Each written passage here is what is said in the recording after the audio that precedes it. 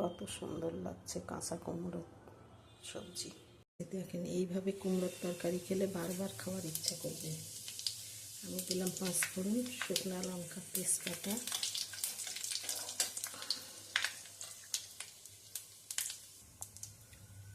এবার এর মধ্যে দিয়ে দেবো কুমড়ো,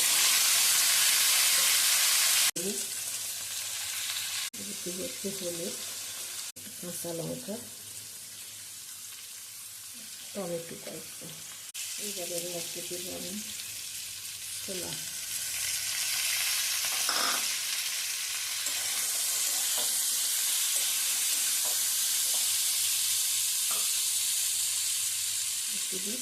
অল্প একটু চিনি,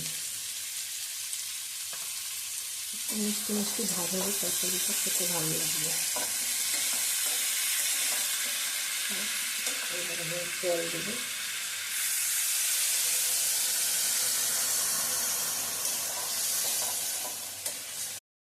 এবার আমি প্লিজ আপনারা একটু ভিডিওতে লাইক দেন, সাবস্ক্রাইব করেন, কেমন লাগছে একটু জানাবেন। ধনে পাতা দিয়ে দিলাম,